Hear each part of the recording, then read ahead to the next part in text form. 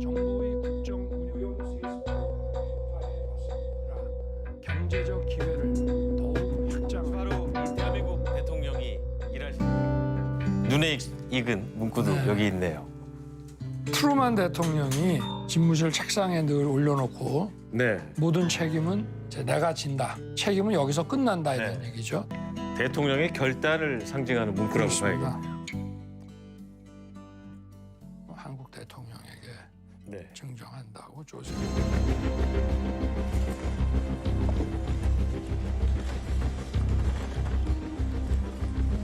저는 이걸 준 적도 없고, 그리고 나중에 이런 계엄을 해제한 후에 한참 있다가 언론에 뭐 이런 메모가 나왔다는 것을 기사에서 봤습니다. 군인들이 본청사에 진입을 했는데 저 직원들이 좀 저항을 하니까 스스로 이렇게 나오지 않습니까? 얼마든지 더 들어갈 수 있는데도 모든 책임을 진다. 모든 책임은 내가 진다던 대통령. 지난주 그 본 모습이 드러났습니다.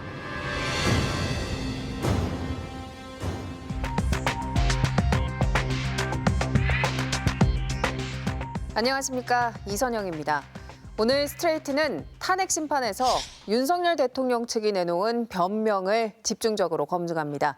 이지수 기자가 나와 있습니다. 이 기자, 공수처 수사에는 응하지 않던 윤 대통령이 탄핵 심판에는 계속해서 직접 나오고 있습니다. 네, 여기에 지난 목요일에는 김영현 전 장관도 출석을 했습니다.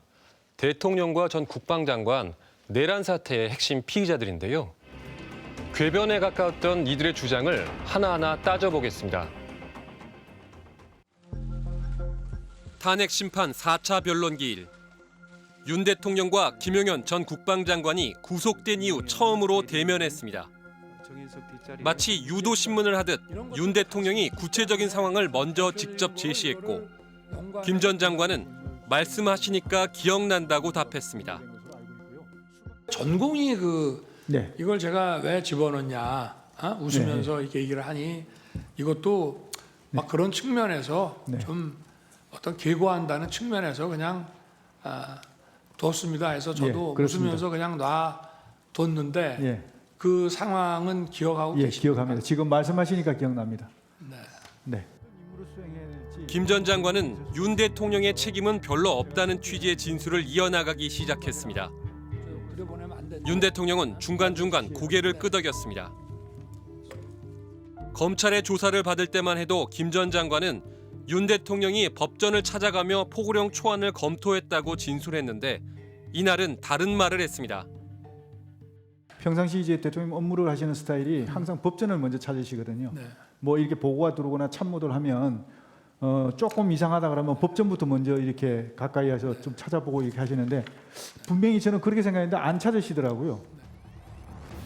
포고령의 정치활동 금지 조항은 비상계엄의 위헌성, 위법성을 가늠할 핵심 조항입니다. 이를 자기가 주도적으로 작성했고 대통령은 거의 손대지 않았다는 뜻입니다. 그러면서 정치활동 금지가 입법활동 금지는 아니라는 논리를 펼쳤습니다. 국회가 계엄 해제 요구 의결을 하는 게 정치 활동입니까 아닙니까? 그거는 뭐 정치 활동이 아니라고 생각합니다. 하지만 앞뒤가 맞지 않는 부분은 속속 드러났습니다. 이미 영상으로도 낱낱이 기록돼 있는 계엄군과 경찰의 국회 봉쇄와 국회의사당 침탈. 지난달 초 김 전 장관은 국회에 계엄군을 보낸 건 계엄 해제 표결을 막기 위해서였냐는 한 언론사의 질문에 네, 최소한의 필요한 조치였다고 생각한다고 답한 바 있습니다. 계엄 당일 민주당 의원들 단체 대화방뿐 아니라 국민의힘 의원들 단체 대화방에서도 국회가 봉쇄됐다, 담도 못 넣는다는 대화가 오갔습니다. 증인께서 말씀하시는 거하고 달리 실제로는 국회 봉쇄가 목표가 아니었나. 많은 사람들이 담을 넘어갔다고 그러더라고요. 그건 봉쇄가 안 됐다는 겁니다. 계엄 해제안 표결이 이루어지기 전에 의원들을 끌어내라는 명령을 받았다는 부하들의 양심 고백. 의결 정족수가 아직 다 안 채워진 것 같다. 빨리 문을 부수고 들어가서 안에 있는 인원들을 끄집어내라 라고 말씀을 하셨습니다. 지휘통제실에서 전 국방부 장관이 계속 전화를 하고 있었고 그 전화를 들은 것을 그대로 지휘통제실에서 전달하기 급급했습니다. 이조차도 부인했습니다. 계엄 해제 결의를 위해 국회에 모인 국회의원들을 끌어내라고 지시한 적이 있으십니까? 없습니다. 의원들이 아니라 요원들을 끌어내라고 했다는 겁니다. 의원이 아니라 요원을, 그죠? 요원을 빼내라고 한 것을 김병주 국회의원이 의원들 빼내라는 것을 통과시킨 것이죠. 네, 그렇습니다. 의원들이 아니고 요원들일 것 같으면 이 군인들이라는 얘기잖아요. 그렇습니다. 그러면 그 철수하라고 그냥 말로 지시하면 되지 뭘 끌어냅니까? 그게 아니고요. 지금 이제 우리 군 병력들 요원들하고 국회에 있는 직원들하고 이렇게 지금 밀고 당기고 하면서 굉장히 혼잡한 상황이 있어가지고 제가 그 상황을 보고 받는 순간 야 이거 잘못하다가 알겠습니다. 압사 사고가 나겠다. 네네. 그러면 애초에 국회 그 본청 건물을 말하는 겁니다. 본청 건물 안에 군병력이 왜 들어갔습니까? 들어갔으니까 충돌이 생긴 게 아니에요? 출입문만 하면 안 되고 안에 내부에 또 인원들이 또 어떤 인원들이 불필요한 인원들이 많으면 거기에 대해서는 이제 빼내야 되니까. 내란은 국헌문란을 목적으로 폭동을 일으키는 행위입니다. 계엄 당일 최상목 경제부총리가 대통령 측으로부터 받았다던 문건엔 국가 비상입법기구 관련 예산을 편성하라는 지시사항이 적혀 있었습니다. 대통령이 들어가시면서 제 이름을 보시더니 저 참고 자료 이거 참고하라고 하면서 하니까 옆에 누군가가 전 잘 모르겠어요. 누군가가 저한테 자료를 하나 줬습니다. 김 전 장관은 자신이 문건을 작성했다면서 비상입법기구가 국회를 대체하는 조직은 아니라고 변명했습니다. 종합해서 보면 결국은 가장 주된 목표가 그 입법기구인 국회의 기능을 정지시키겠다 하는 그런 의도가 있는 것으로 보이거든요. 저는 솔직히 그렇게까지 하진 않았습니다. 이건 제가 아까 말씀드렸지만 국회의 기본적인 입법 활동은 당연히 존중돼야 되고 보장돼야 된다고 저는 생각하고 있습니다. 국헌문란이란 강압적으로 헌법기관의 권능 행사를 불가능하게 하는 걸 말합니다. 즉 국회 표결 방해, 비상입법기구 창설, 선관위 장악 시도, 국회의원 등 정치인 구금 시도 모두 국헌문란이 될 수 있습니다. 다 잡아들여라. 이번에 쌌다 정리해라. 아까 말씀드린 대로 그 말씀 이후에 방첩사를 적극 지원하라고 말씀하셨기 때문에 여인영 방첩사령관이 14명의 명단을 불러주면서 이 사람들이 체포 명단이라고 알게 되었던 것입니다. 지시받기로는 B1 벙커 안에 구금할 수 있는 시설이 있는지 확인하라고 지시를 했고 그래서 구속된 대통령과 전직 국방장관 모두 이를 부인하는 전략을 쓰고 있는 것으로 보입니다. 여인영 사령관한테 체포하라는 그런 지시가 아니고 그 포고령 위반 우려가 있는 그런 대상자들을 몇 명 불러주면서 그 인원들에 대해서 동정을 잘 살펴라. 그렇게 이제 지시한 바는 있습니다. 만약에 제가 무리를 해서 계엄 해제 요구 의결을 못하게 한다 해서 국회 아니라 다른 장소에서도 할 수 있고 그거를 만약에 막았다고 한다면 그거는 정말 뒷감당을 할 수 없는 일이라고 저는 생각합니다. 내란죄 수괴로서의 죄책을 짓지 않기 위해서 지금 내란의 중요 임무 종사를 했던 군경의 수뇌부들 지금 구속돼서 재판받는 사람들의 어떤 진술을 다 부인하는 거죠. 법리적으로 처벌을 받지 않기 위해서는 이 사실관계 자체를 부인해야죠. 여기에 더해 계엄은 통치행위라 사법심사 대상이 아니라는 주장도 하고 있습니다. 그러한 고도의 통치 행위, 위헌 위법 여부는 사법부의 심사 대상이 되지 않는 것입니다.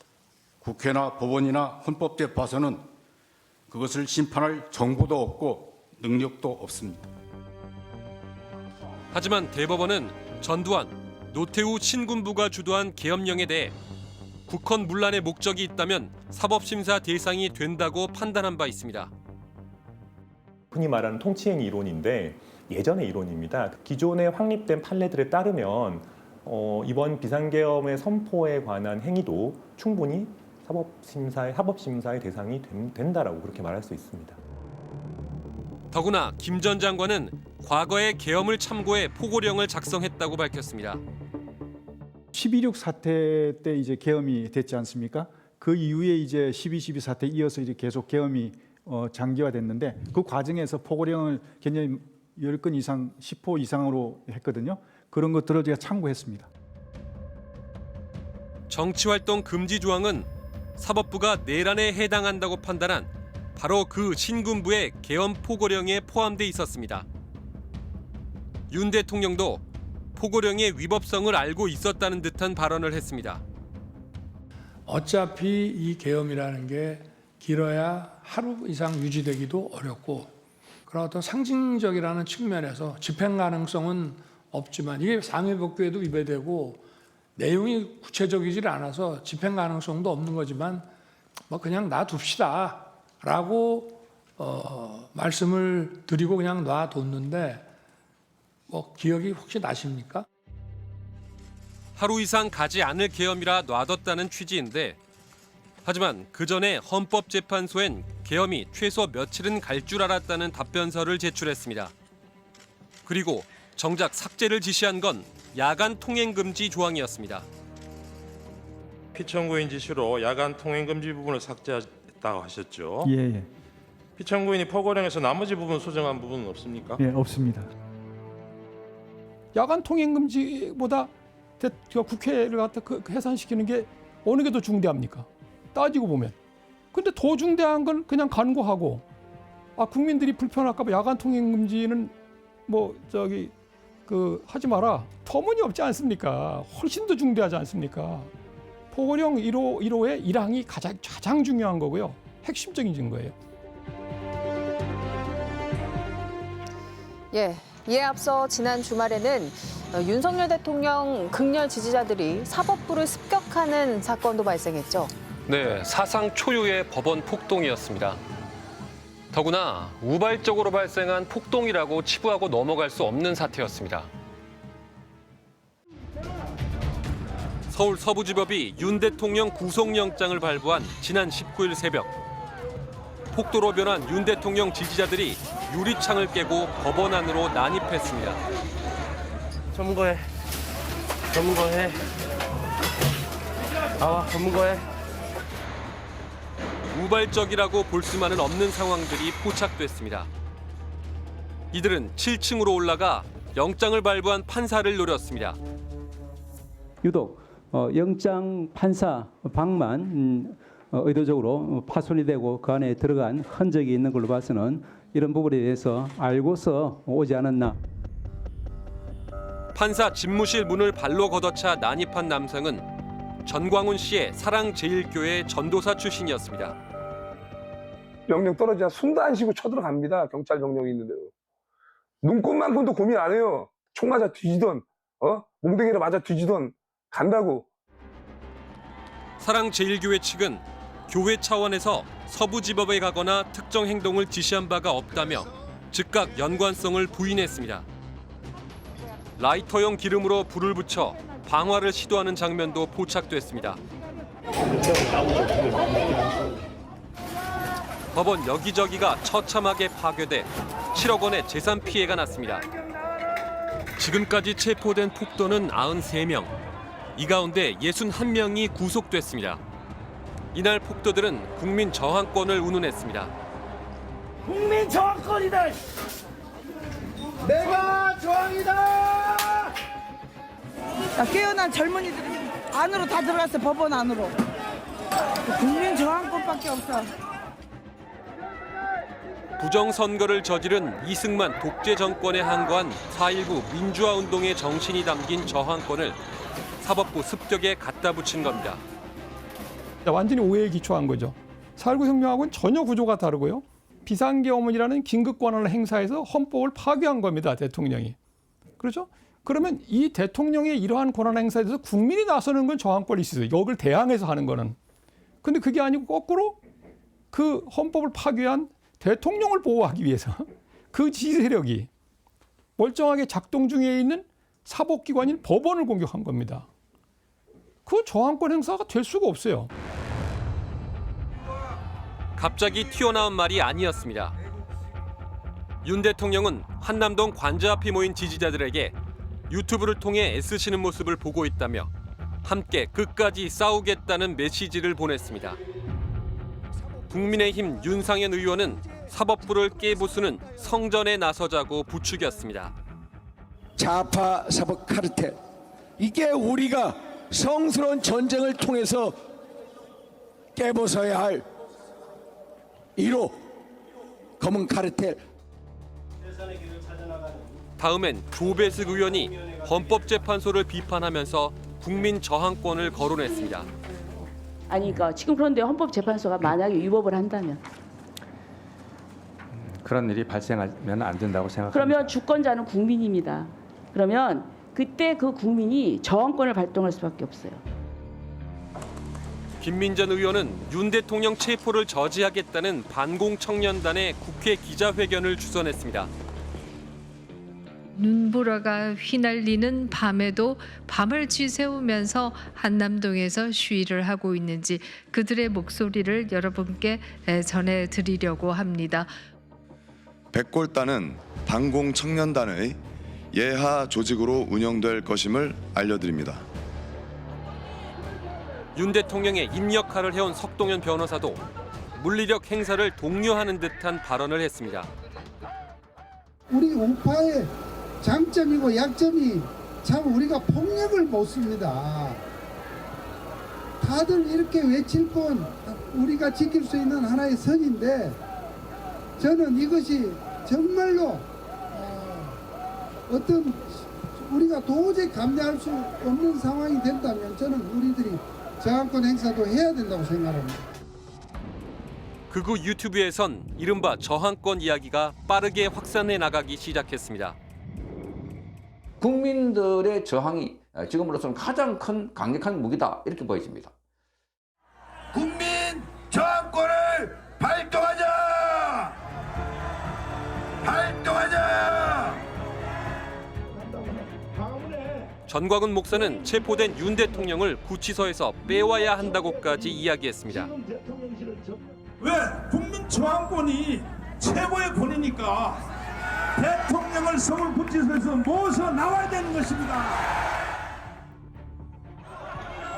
그리고 19일 새벽 시위대는 일제히 국민 저항권을 외쳐대며 사법부를 습격했습니다. 야, 국민 저항권이야. 밀어. 밀어.